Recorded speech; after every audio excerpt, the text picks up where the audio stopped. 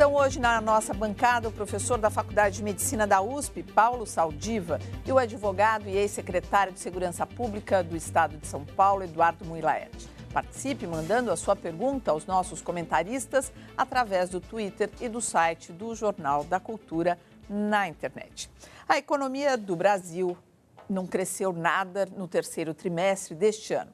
Os dados divulgados hoje pelo IBGE mostram que o pior resultado foi na indústria. Máquinas paradas nessa empresa de São Paulo. A fábrica de escovas de cabelo trabalha com 1/3 da capacidade. Efeito direto da concorrência estrangeira e da crise mundial, que chegou ao Brasil pelas portas da indústria. A vantagem cambial, a vantagem tributária, a vantagem social, enfim, todas essas vantagens que existem em outros países, principalmente na região asiática, elas levaram a esse índice ser ocupado pelos importados e não pela indústria brasileira. A diminuição da atividade industrial é o principal fator para a desaceleração da economia brasileira. Do segundo para o terceiro trimestre deste ano, o Brasil simplesmente parou de crescer. O PIB zero foi divulgado hoje pelo IBGE. O setor industrial recuou 0,9% nesse período. O setor de serviços, que inclui o comércio, caiu 0,13%. O único setor que apresentou variação positiva foi a agropecuária, que cresceu 3,2%. O consumo das famílias caiu pela primeira vez desde o final de 2008, 0,1%. Um recuo pequeno, mas preocupante, já que o consumo interno tem sido apontado como o grande trunfo da nossa economia. Ainda assim, o governo acredita que o PIB crescerá 3,2% este ano.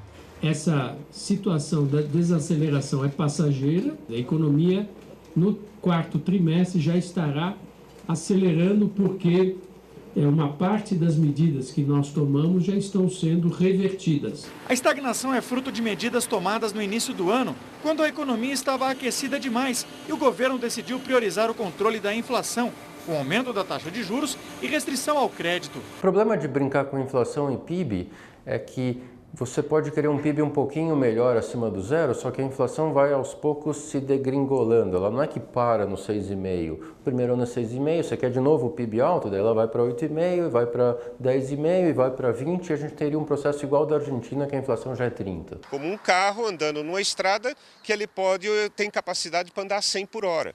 Se ele anda a 120, aquece o motor, tem que reduzir para 80. Nesse desenho que ele propõe aí, que é o aquecimento e tal, né, do motor, e o texto do Ricardo, que é o repórter da matéria, fala mais consumo interno. O consumo interno é o grande trunfo da nossa economia. Eu gostaria de propor para vocês aqui uma outra conversa, que é o outro lado disso, que é o excesso de consumo. De alguma maneira, eu fico pensando assim, esse freio puxado de mão aí significa, de alguma maneira, uma proteção para as famílias, para esses consumidores que estavam gastando muito com o cartão de crédito, se endividando demais. O brasileiro é tradicionalmente, principalmente de baixa renda, é o que paga as contas, é o que vai no carnê. Exatamente. E faz. Eu acho que o pessoal começou a perceber que talvez não pudesse pagar. E só uma coisa que eu lembrei, enquanto a gente estava vendo essa matéria, que quando o presidente do Banco Central, Tom Bini, anunciou que o Conselho Monetário ia baixar os juros, todo mundo caiu de pau dizendo que ele estava sendo, digamos, manipulado pelo Poder Executivo. Mas ele estava certo. Quer dizer, quando o Banco Central começa a reduzir a taxa de juros, significa que já estavam prevendo, quer dizer, tentando, talvez, negativar essa tendência de crescimento zero. Quer dizer, eu acho que tem que dar um voto de reconhecimento para o presidente do Banco Central. E nós estamos num momento crucial. Entrou a primeira parcela do 13º esses dias, vem a segunda parcela e as pessoas se perguntam, é hora de comprar mais, de consumir mais ou não? Aparentemente, esse PIB zero recomenda maior prudência. Já há um nível muito alto de endividamento em uma série de famílias e é um endividamento cruel, em que o juro do consumo acaba chegando a 10% ao mês, que é um absurdo. Exatamente. Então, é hora de reverter essa tendência, porque a gente não sabe bem como vai ser o primeiro trimestre. E como o Saldiva estava falando aqui, as pessoas mais simples são as mais corretas na hora de pagar. Tá aí Casas Bahia, que não pede nem muita coisa lá na hora de abrir um crediário. Então, outro dia a gente mostrou até uma matéria aqui no Jornal da Cultura que tinha uma fila de gente renegociando suas dívidas num mutirão da dívida, uma coisa assim. Então, assim, enquanto se fala em acelerar, aqui no Jornal da Cultura a gente fala quebrem os cartões, porque é cruel você ver as pessoas tão endividadas e, como o Eduardo lembrou aqui, com juros desse tamanho. Talvez não seja só, o consumidor não pode carregar sozinho um conjunto de medidas, como, por exemplo, a hipervalorização da moeda, a ausência, quer dizer, todo esse imposto que vai sobre a mercadoria. Exatamente. Quer dizer, como disse ali a matéria, o grande trunfo da nossa economia é o consumo interno. O que você está dizendo é o seguinte, não pode ser esse o único trunfo, é isso? Exatamente. E nós estamos vendo o governo entre a cruz e a caldeirinha. Por um lado, eles querem que a economia continue se movimentando, reduzem o IPI da linha branca e mandam as pessoas comprarem fogão e geladeira para o Natal. E, por outro lado, com esse fenômeno do PIB zero e com muito medo do aumento da inflação. Uhum. Olha, tem um comentário aqui. O governo quer que a gente poupe ou gaste? Está confuso. É esse o dilema. Mas vamos lembrar que esse bimestre, eu estava vendo no rádio outro dia, o depósito de poupança superou as retiradas. Quer dizer, eu acho que o pessoal, essa decisão entre poupar ou gastar, o brasileiro tomou a medida, ele está mais poupando do que gastando. Tá certo, porque a experiência mostra que dever, especialmente aí na hora que você vai pagar juros, é muito cruel, uma relação muito cruel. Olha, semana decisiva na África do Sul, líderes e representantes mundiais definem a renovação do protocolo de Quioto, que limita a emissão de gases causadores do efeito estufa. Maior emissor de gases do planeta, a China joga para ganhar tempo. Afirma que aceita um novo acordo, mas só a partir de 2020. Esse é o prazo limite previsto no protocolo de Quioto para os países em desenvolvimento contribuírem voluntariamente para reduzir a poluição. A China fez os olhares da cúpula se voltarem para a Índia e os Estados Unidos, que até hoje não ratificaram o protocolo de 97. Os americanos dizem que só vão apoiar um novo acordo se as mesmas exigências forem estendidas aos emergentes, como China e Brasil. Posição semelhante à da Rússia, do Japão e do Canadá em relação a concorrentes como China, Índia e Estados Unidos. O secretário-geral da ONU, Ban Ki-moon, alerta que o tempo está se esgotando. Um estudo divulgado hoje indica que o planeta deve ter um aquecimento de 3,5 graus Celsius antes de 2020. Como que a gente pode analisar a postura dos Estados Unidos e da China? Quer dizer, a China fala que vai fazer isso lá em 2020, quando nos bastidores aqui o Muilert me alertou disso. Mas, de qualquer maneira, se movimentou de uma forma diferente que os Estados Unidos. Os Estados Unidos hoje ele não consegue cortar se comprometer em reduzir as emissões, porque significa desacelerar a economia deles no momento que eles já estão mal das pernas. Agora, o argumento deles de que eles não vão aceitar enquanto isso não se aplicar aos emergentes é uma piada de mau gosto, porque eles mantêm um nível de consumo muito maior e você não pode tratar coisas desiguais de forma semelhante. Então, é uma posição, e a posição do Canadá, que gasta uma energia violenta per capita, né? A própria posição do Japão, ela não se sustenta sob qualquer prisma, inclusive, principalmente do ponto de vista moral. Uhum. E os Estados Unidos, tradicionalmente, não têm essa visão globalizante. Eles estão preocupados, em primeiro lugar, com o interesse deles, Estados Unidos. E isso reflete muito em todas as questões climáticas. Toda vez que se discute um acordo climático, eles querem que haja uma redução de poluição, mas que não afete o funcionamento do sistema americano, da indústria americana. Uhum. O que, em si, parece um paradoxo, porque hoje nós estamos numa situação que o mundo está globalizado também do ponto de vista da poluição. Ou controla em toda parte ou não há salvação. Quer dizer, o mundo vive um dilema e a gente, não sei se dá para dizer simples assim, que a gente está entre crescer do ponto de vista econômico ou morrer do ponto de vista de saúde do planeta. Eu sou mais otimista. Eu acho que, como eu disse, a saúde do planeta, quando o planeta está doente, você tem energia para mudar. Eu já vi mais gente mudar de opinião para melhor em UTI do que em igreja, sabia? Porque... Aliás, quando o pessoal vai para a igreja, é porque já tem um problema pessoal sério. Ou seja, o indivíduo resolve comer melhor porque infartou. ou ele começa a mudar quando a doença vai comer. Então, acho que essa doença do planeta vai dar energia para a gente. Mas a minha pergunta é assim, qual que vai ser o limite disso? Qual vai ser o nosso fundo do poço para a gente mudar o nosso estilo de vida? Veja, que vai esquentar, que vai ter gente perdendo, vai acontecer isso pior nos países mais pobres.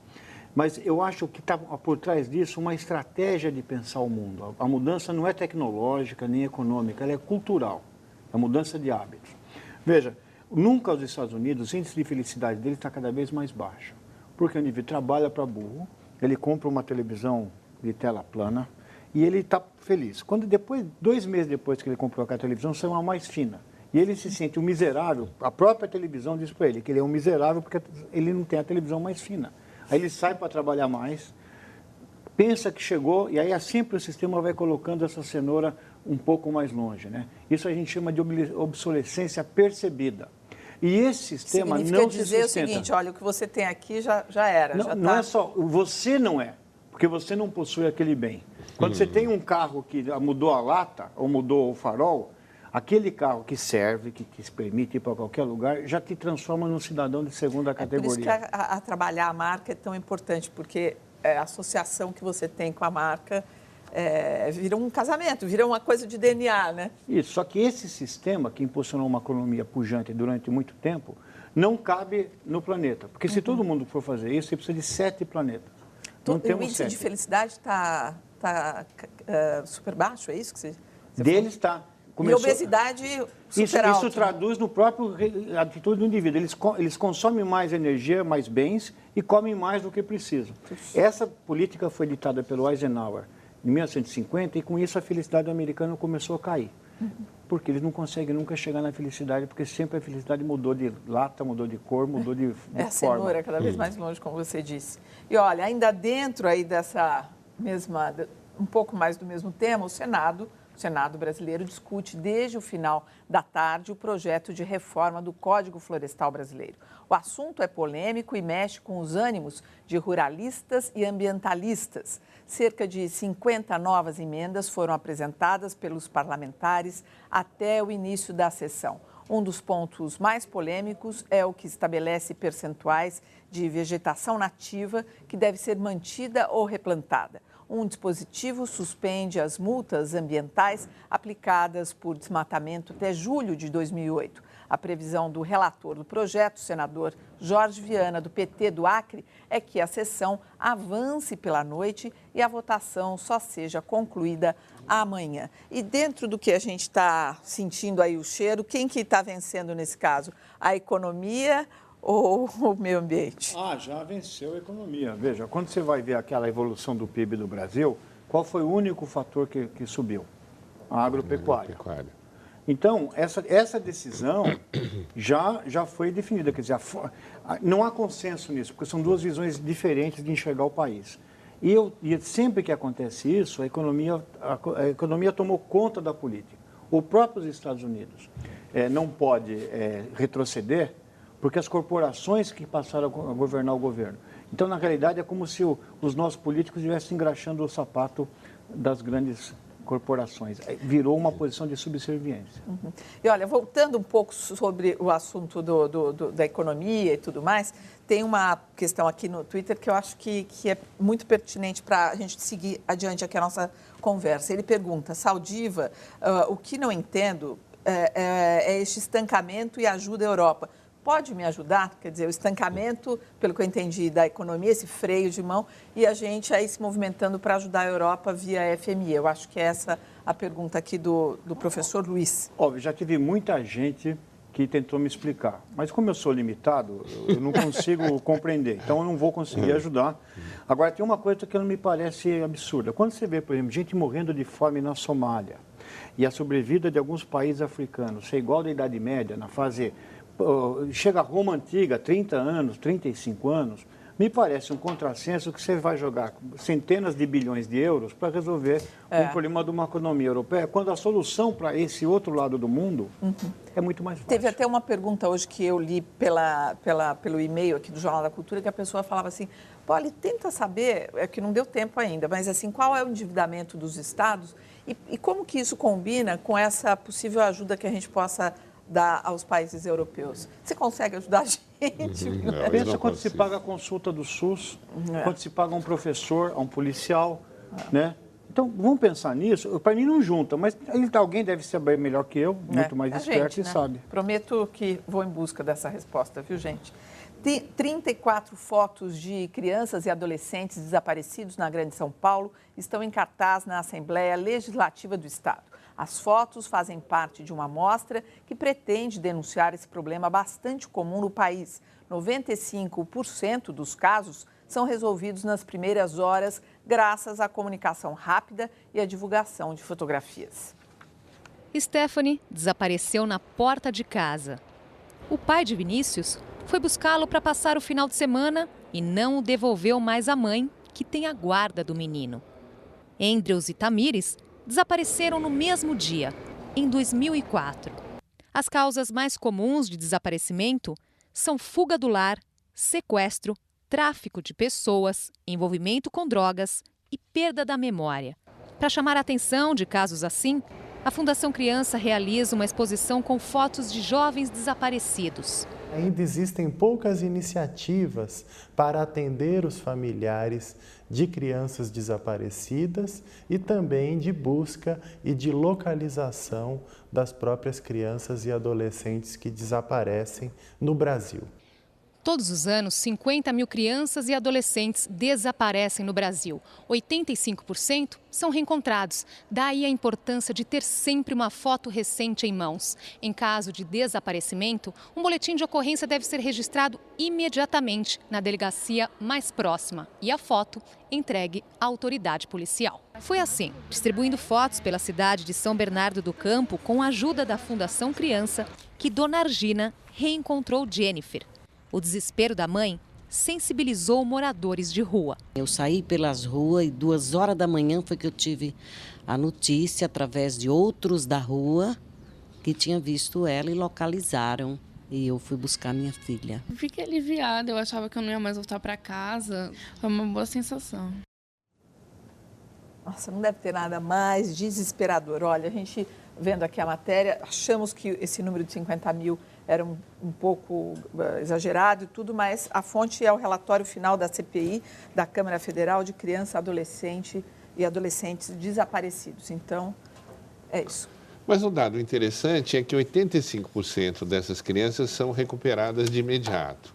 Ou seja, desses 50 mil vão sobrar, assim mesmo é um número assombroso, 5 mil no Brasil por ano. 7.500. Enfim, aqui número mais exato. Um número mais exato, entre 5.000 e 7.500, digamos, que não são recuperadas no curto prazo. Ainda assim é assustador. Ainda assim é um número altíssimo, assustador. E uma parte deve estar perdida nas cracolândias da vida. São crianças que desaparecem e vão morar nos cortiços, embaixo das pontes, os noias, né? Quer dizer, ela na realidade não é que alguém levou e pegou. A família, ela perdeu o contato. Perdeu da família. Ela se perdeu da família. E aí acaba... E passa a viver aquela comunidade invisível das grandes cidades. A comunidade que não tem... Está vivendo num mundo paralelo. A presidente Dilma Rousseff participa neste momento aqui em São Paulo da entrega do prêmio Brasileiros do Ano da revista Isto É. A repórter Luísa Moraes traz mais informações. Boa noite, Luísa. O prêmio da Editora 3 faz uma homenagem aos 5 brasileiros que mais se destacaram em 2011. A 5 empreendedores e personalidades do ramo do entretenimento e também da moda. A presidenta Dilma Rousseff recebe o prêmio pelo 2º ano consecutivo. Hoje ela esteve em São Paulo e se encontrou com o ex-presidente Luiz Inácio Lula da Silva. O tema do encontro não foi divulgado. Façam as suas apostas. Quais seriam os assuntos? Presente de Natal. Com certeza não foram os presentes de Natal. O que a gente pode cogitar diante do quadro é que seja possível reforma ministerial prometida para janeiro. Quer dizer, nós estamos nesse quadro, mais um ministro recém-saído e uma expectativa talvez até de redução do número de ministérios, que teria todo sentido. Essa dispersão de quase 40 ministérios é completamente absurda do ponto de vista da racionalidade administrativa, e esse sistema também dos chamadas capitanias partidárias também, evidentemente, não está funcionando. Agora, essa é a única reforma, talvez, que precisaria passar pelo presidente Lula, na medida em que é um legado ministerial que vem do governo dele. Eu acho que isso é bem provável, mas posso temperar com um pouco de humanidade? Pode. Eu acho que a Lula e o Dilma sempre foi o Lula e a Dilma, eu errei o artigo, desculpe, mas é que eles adquiriram um outro laço de comum. Acho que a doença dos dois aproximou um pouco mais. Mas eles já eram bastante ligados. Sim, né? mas eu acho que nesse caso a doença deve criar um outro vínculo em algum setor que deve também forçar, e deve ter um componente também afetivo nessa história. Não, com certeza, mas o encontro da agenda particular, não divulgado, num lugar não divulgado, de cerca de 2 horas, tem algo mais do que um mero reencontro de amigos. É verdade. Veja a seguir, comissão do Senado sabatina candidata à vaga no Supremo Tribunal Federal. E a segunda reportagem da série sobre a violência contra a mulher.